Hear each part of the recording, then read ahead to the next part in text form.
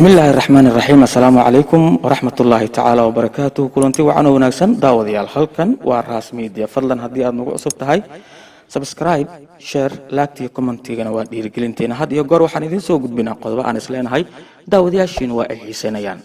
daawada hadaba ma la socotaa mise og tahay in ay jirto luuqad ay ku hadlaan saddex qof oo kaliya? ma jeclaan lahayd inaad dhowr eray aad ka barato luuqadan oo saddex ruux ay kaliya ay uga hadlaan adduunka oo idil? badeeshi waxay ahaan jirtay luuqad si weyn markaasi looga hadlo deegaanada ku tirsan dooxada barafka ka da'o ee ku yaala dhulka buraleyda ee waqooyiga dalka Pakistan. laakiin hadda waxaa si rasmi ah ay u noqotay luuqadda loo aqoonsan yahay in gebi ahaanteedaba ay dabar go'day.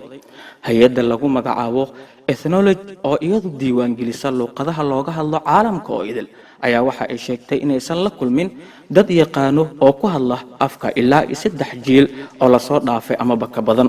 hase ahaatee dooxada Brisham lagu magacaabo dhexdeeda waxa ay ka heleen saddex oday oo waliba ku hadli kara luuqadda badeeshi. hal jiil ka hor badeeshi waxaa looga hadli jiray xaafadda oo idil, ayuu yiri Rahiim Guul. isagu hadda ma yaqaano da'diisa, laakiin waxa uu muuqdaa 70 sano jir.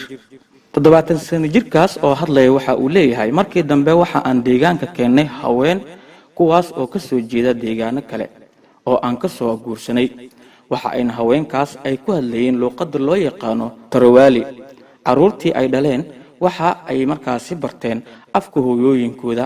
sidaasi awgeed luuqadii waxa ay bilowday inay gebi ahaanba ay dabar go'do, ayuu yiri Rahiim Guul. Tarawali waxa weeyaan waa luuqad hadda looga hadlo gebi ahaanba xaafadda ay ku nool yihiin ee badeeshi loogu hadli jiray. iyada lafteeda waxa ay culays weyn ka haystaa luuqadda kale ee lagu magacaabo Pashto, taas oo iyadu muddooyinkii ugu dambeeyay si aad ay u isticmaalayeen dadka dalxiisayaasha ah, taas oo ku kaliftay dadka deegaanka inay bartaan.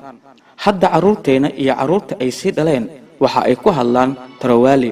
markayaan kula hadalnaa afkeeni, waxa sidaas yiri Saciid Guul oo ay ilma adeer yihiin Rahiim Guul. deegaanku kama jiraan fursado shaqo, sidaasi awgeed raggu waxa ay waqtigooda intiisa ugu badan ay ku bixiyaan amaba ay la qaataan dadka dalxiisayaasha ah kuwaas oo ay soo wareejiyaan. sidaasi waxa ay ku barteen luuqadda loogu magacaabo Pashto, taas oo mar walba dadka markaasi ku xeeran ay aad u saameysay. maadaama aysan jirin fursado ay ku isticmaalaan luuqadan badeeshi, xitaa saddexdan nin qaarkood waxa ay ka lumay erayo aad u fara badan. mararka qaarkood Saciid Guul iyo Rahiim marka ay ku hadlayeen luuqadda badeeshi waxa ka lumay erayo kuwaas oo qaar kaliya ay ka soo xasuusanayeen luuqadii ay hore u hadli jireen. Rahiim Guul waxa uu dhalay wiil kaas oo isagu haysta ilaa 5 caruur ah, laakiin dhammaantood waxa ay ku hadlaan luuqadda loo yaqaano Tarawali. hooyaday luuqadeeda waxay ahayd Tarawali, sidaas darteed waalidkayga inta aan guriga joogay kuma aysan hadli jirin badeeshi, ayuu yiri. mana helin fursad aan luuqadaasi aan ku qaato oo aan ku barto caruurnimadeedii intii aan yaraa. dhowr eray uun baan ka aqaanaa, laakiin ma garanayo luuqadda caruurteeda sida ay uga hadli doonaan. iyagu qudhooda waxay ku hadlaan Tarawali. waan ka qoomamayaa, laakiin hadda maadaama 32 sano jir aan ahay, fursad uma haysto in aan barto luuqadda badeeshi. aad ayaan ugu murugeysanahay, waxaan ka baqayaa in luuqadan ay la dhiman doonto aabahay, ayuu yiri wiilkaas. dabcan hadda lama badbaadin karo luuqadda badeeshi, laakiin ugu yaraan waxaad ka baran kartaa dhowr eray oo lagu sii xasuusan karo luuqadii asalka ahayd ee ka jirtay deegaanka barafku uu aadka ugu da'o ee waqooyiga dalkaasi Pakistan. waxaa ka mid ah eraydaas Meenaho Rahiim, magaceegu waa Rahiim Guul.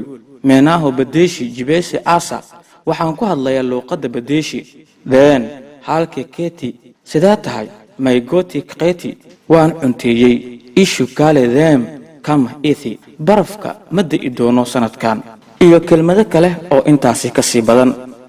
fadlan ku xirnow oo subscribe saar dambalelka taabo si aad arrimaha muhiimka ah ee qodobada aan isleenahay daawadayaashiin way xiiso gelinayaan aad ugala socoto Ras Media, hooyada warbaahinta dhanka YouTube-ka. aqabtiraha baahidaada madadaalo.